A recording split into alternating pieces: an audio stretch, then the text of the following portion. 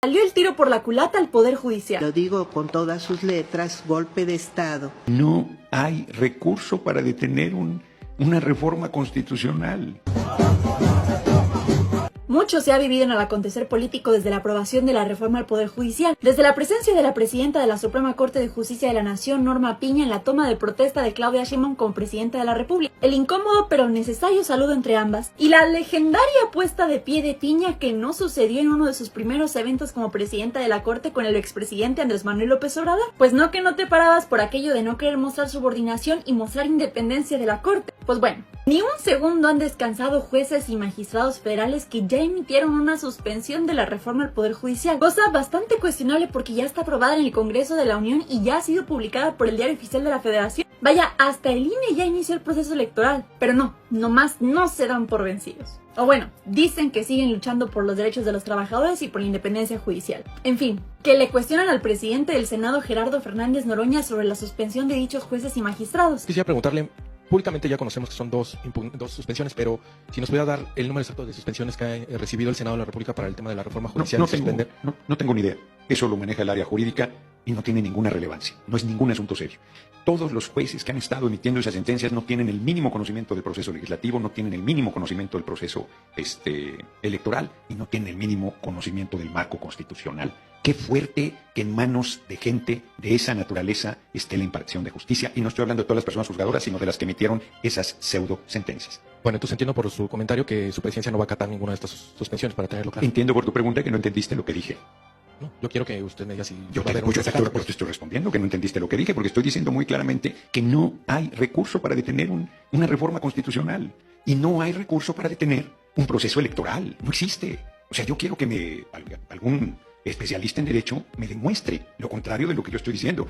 Yo soy sociólogo, tengo algunos años en el Poder Legislativo y sé perfectamente que no hay yo creo que inclusive los medios que están diciendo ya se detiene la reforma, hay un amparo, están violando, pues están engañando, están faltando al más elemental sentido de la responsabilidad en el manejo de la información.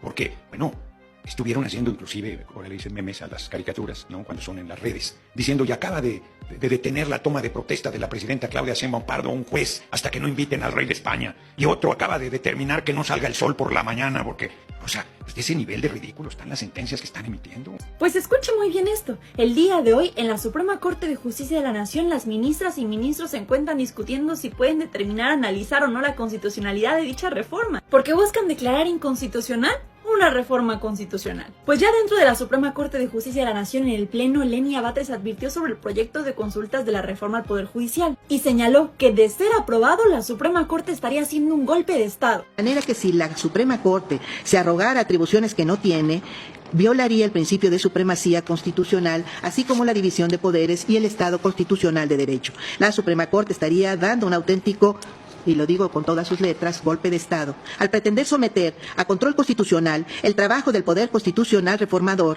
que ha participado en el proceso de reforma constitucional en materia de Poder Judicial, en estricto cumplimiento del ordenado en el artículo 39 constitucional, que establece que todo poder público dimana del pueblo y se instituye en beneficio de éste, que en todo momento tiene el inalienable derecho de alterar o modificar su forma de gobierno. Además, ningún poder constituido puede abstraerse de la órbita en que la Constitución sitúa su esfera de competencias. Es así que el debate comienza con el pronunciamiento de la ministra Margarita Ríos Farjat, afirmando que ella no encuentra razón jurídica para que ellos, como ministros y ministras de la Suprema Corte de Justicia de la Nación del Poder Judicial, analicen y se pronuncien sobre una reforma al Poder Judicial. La teoría del derecho constitucional no puede negarse a sí misma estos análisis que son a favor y en nombre del pueblo de México. Tampoco puede esta corte negarse a pronunciarse sobre una consulta jurídica muy interesante y valiosa y que conforme a la ley orgánica debe conocer. Siendo así, muy respetuosamente, yo no encuentro razón jurídica para impedir en este momento ese análisis. Es solo un análisis. Ya veremos a dónde conduce. Al final, y como era de esperarse, con 8 votos a favor, las ministras y ministros aprobaron que ellos sí pueden analizar la constitucionalidad de una reforma constitucional que ya fue aprobada y que ya fue publicada.